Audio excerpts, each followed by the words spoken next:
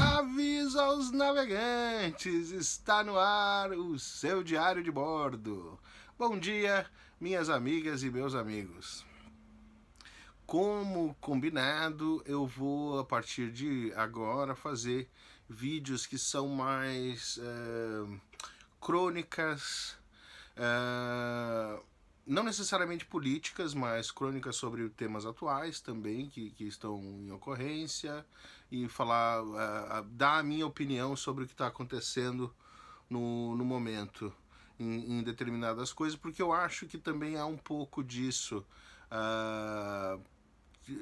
As pessoas esperam um pouco disso, e também eu acredito que tem muita opinião que eu escuto também que eu não concordo, e eu acho que chegou o momento de eu soltar as minhas asas nesse sentido e também deixar aqui minha opinião, eu quero fazer uma espécie de disclaimer antes. Eu acredito, eu não sei exatamente todo mundo que está me assistindo, quem é, que não é.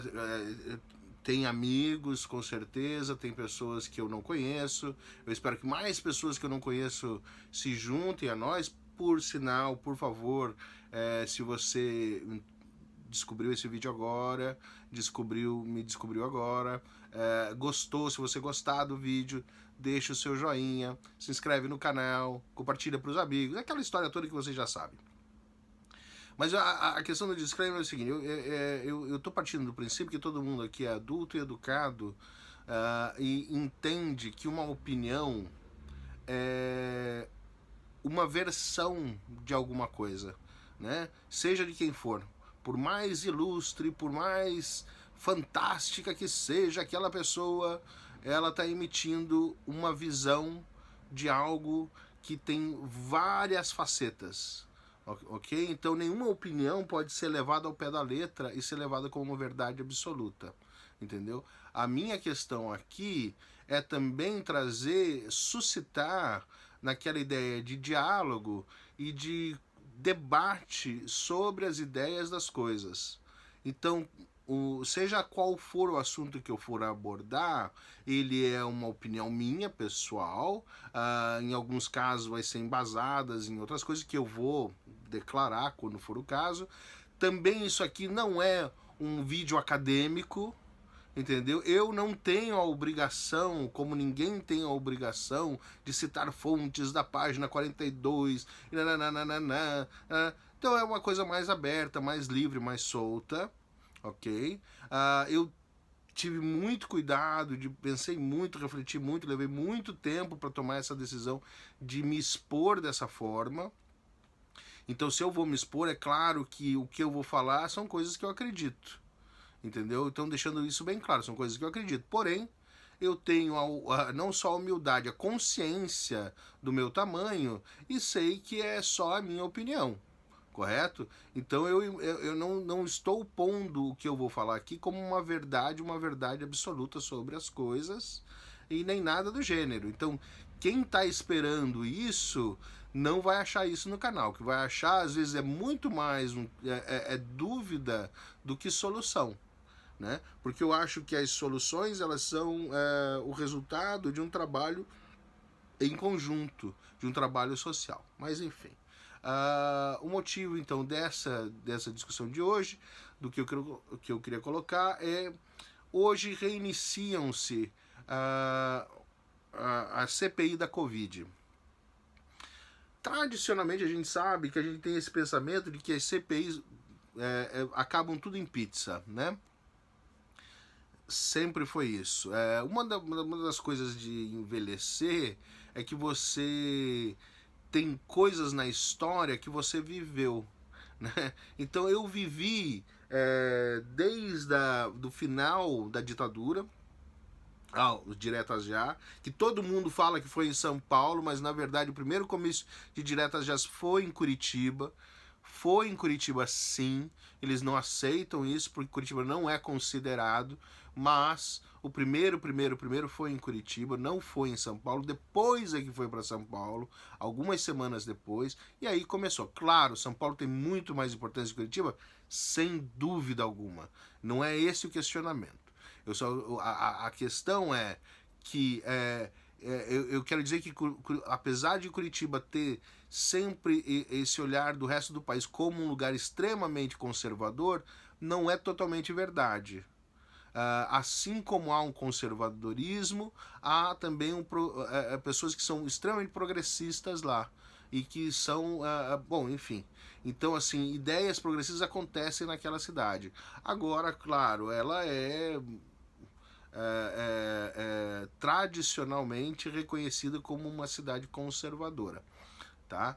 Mas só lembrando, então, mas as diretas aconteceram lá e eu lembro muito bem disso, entendeu? E daí depois se espalhou para São Paulo e outros lugares, e aí foi embora e virou o que virou, e etc. Me lembro da morte do Tancredo, me lembro dos fiscais dos fiscais, fala dos fiscais do Sarney, eu me lembro do Open Night, do Overnight, das inflações galopantes que nós tivemos, entendeu? E lembro também do Jô Soares brincar com o corrupto, né? Vamos prender o corrupto, que eu tenho um bicho aqui, o corrupto, e ele fazia brincadeira e tal. E é uma coisa que eu sempre cito, que se você assistiu o Roda Viva tem 30 anos, um pouquinho mais de 30 anos, acho que agora 31, 32, e se você assistir um programa político de cada ano, você vai ver que desde o primeiro se fala de problema de corrupção e disso, daquilo. Então isso é uma coisa recorrente. Por que eu estou citando tudo isso? Porque a Covid, essa CPI da Covid, ela vem para tentar descobrir o que aconteceu durante o processo da Covid e por que a má gerenciação do governo atual. E também se fala muito da questão, de novo, bate na questão da corrupção. Eu vou falar uma coisa que as pessoas não vão gostar de ouvir, entendeu? Eu vou falar uma coisa que as pessoas não querem, na verdade, ouvir e vão pular do outro lado da câmera, eu tenho certeza. A corrupção não é o maior problema do Brasil. Eu vou repetir. Corrupção não é o maior problema do Brasil. Mas e os milhões que se roubam todos os dias e tal. Gente, corrupção é bem simples. Corrupção é crime. Como um crime, ele tem que ser julgado pelas instituições competentes. E a pessoa que cometeu o crime deve ser julgada, se descoberta culpada, condenada e serviu a sua sentença. É isso. Nada mais do que isso. Entendeu? O problema é que se usa essa bandeira da corrupção, entendeu? Para esconder os problemas reais do Brasil. E o problema, e o grande problema, que também eu acredito que todos nós sabemos qual é o grande problema do Brasil, né? Que a gente vai falar daqui a pouquinho. Mas eu queria colocar em relação à corrupção um outro detalhe que eu acho que não sei se todo mundo lembra, mas eu me lembro muito bem da a primeira visita do Bill Clinton, em que teve-se um problema diplomático muito grande naquela época, porque vazou um dossiê que foi feito pro Bill Clinton pelo FBI ou CIA ou algum deles, e vazou dizendo assim: a corrupção é endêmica no Brasil. E aí muita gente ficou indignadíssima, e como que esses imperialistas americanos vêm aqui e dizem que o Brasil, a corrupção no Brasil é endêmica. Pessoas indignadíssimas com isso. Como que eles poderiam dizer uma coisa dessa? E a outra metade mais indignada ainda. O que é endêmico? As pessoas não sabiam o que era a palavra endêmica. Então foi muito divertido. Então alertou dois problemas. Além de corrupto, a gente é burro, né? Mas eu queria colocar assim, a questão da corrupção no Brasil não é o maior problema do Brasil e é um crime, pelo seguinte: a corrupção, para mim, ela não é, ela é o resultado final de outras coisas, entendeu? O maior problema, e que eu tenho certeza que vocês no fundo sabem, é político. Mas política em que sentido? De política de Estado. O Brasil não tem um projeto de nação. Nós, brasileiros, não temos um projeto de Brasil. A gente não sabe o que a gente quer com esse país. E é isso que faz e facilita essa possibilidade de existirem partidos que não são partidos, filosofias que não são filosofias, e de que pessoas utilizam certas coisas que não tem como serem resolvidas como bandeiras de plataforma eleitoral. Por exemplo, o político usa a bandeira da educação. Porque eu vou resolver o problema da educação neste país. E quando for eleito eu farei isso, isso e aquilo, que não vai fazer nada, porque não vai resolver. Porque ele só está falando da questão da educação, não pela educação em si, não porque haja uma preocupação, mas porque ele sabe que ele vai ganhar votos usando esse discurso. Aí eles usam mesmo em relação à violência, porque eu resolverei o problema da violência, eu resolverei o problema da pobreza, eu resolverei o problema disso, mas sem apresentar realmente um projeto coeso, entendeu? De nação, que tem que ser uma política de Estado. Por que tem que ser uma política de Estado? Porque não pode mudar de partido o tempo inteiro e você mudar a educação conforme o bel prazer do ministro da Educação que está ali vigente. Aparentemente, o Brasil Paralelo, que é um website de uns caras que são de extrema direita, conseguiu espaço para pôr os documentários deles, os documentários do Brasil Paralelo, dentro da educação brasileira. Vocês têm noção do que significa isso? Existem pessoas que estão escrevendo livros de história conforme o bel prazer deles. Quem regula isso? Aonde está isso? Então é isso que eu estou tentando dizer para vocês. Esse tipo de coisa destrói uma nação. Entendeu? Eu vou ainda comentar sobre o fogo da Cinemateca, que para mim, como amante do cinema e como um sonhador em dirigir filmes, assim, foi uma tragédia assim sem limites. E eu quero discutir isso ainda, mas hoje vamos focar aqui.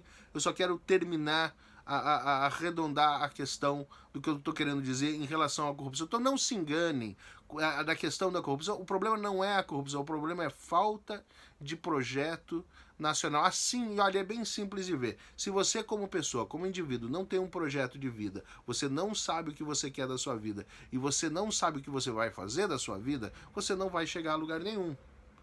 E o que seria um projeto de vida, então? O que seria um projeto? Só para ajudar a pensar, entendeu? Nem que pode ser uma coisa simples, mas pode ser, olha, eu vou fazer uma faculdade, eu vou terminar essa faculdade, vou arranjar esse emprego, vou comprar uma casa, dentro disso você tem valores pessoais que você agrega, de quem é você, entendeu? O que você acha que é certo e errado na vida, como a sua conduta pessoal com o outro.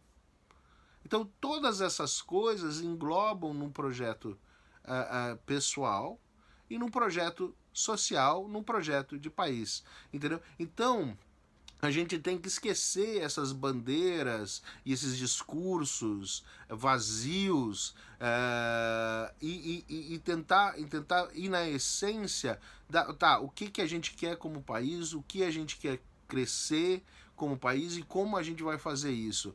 Eu ia colocar uma outra questão que transforma a gente, faz da gente ser como a gente é, que é o sebastianismo. O que é o sebastianismo? Nós somos muito mais portugueses do que nós imaginamos, gente. Mas muito mais portugueses. No Brasil ainda tem um ranço do sebastianismo. Dom Sebastião era esse rei português que vai para a África e desaparece, e fica a lenda de que um dia o Dom Sebastião voltará para salvar o Portugal e trazer Portugal para os mundos. Mas o que na verdade isso? Isso é uma alegoria cristã. O Brasil não é à toa o maior país cristão do planeta. Então é muito fácil a gente aderir à ideia de um salvador. Então a gente está sempre à espera, o brasileiro está sempre à espera de um salvador. Ele está sempre à espera de uma herança que vai vir, de ganhar na loteria, de um emprego, aquele emprego maravilhoso que vai resolver o seu problema da sua vida. Então a gente está sempre à espera de alguma coisa que vai nos salvar dos nossos problemas, mas a gente nunca pensa em como sair dos nossos problemas por nós mesmos. Entendeu? Então essa forma de pensamento, essa forma leva a situações como esse desgoverno que está acontecendo e que acontece diariamente e que leva ao processo de corrupção. Porque se eles estão lá e eles não têm o que fazer e eles não têm projeto para fazer, eles estão pensando em qual projeto? O projeto pessoal deles. Entende? Esse é o X da marmelada. O político brasileiro, ele não tem a intenção de ajudar o Brasil. Ele não tem um projeto, um comprometimento social. Ele tem pessoal. Então, quando ele entra ali, ele entra para resolver o problema pessoal dele. Basta ver que o presidente da República atual, ele é um dos reis da rachadinha. E sendo bem honesto, o Bolsonaro não criou a rachadinha. A rachadinha já existia antes do Bolsonaro, vai existir depois do Bolsonaro, vai existir, vai continuar existindo se a gente não mudar as coisas, obviamente, né?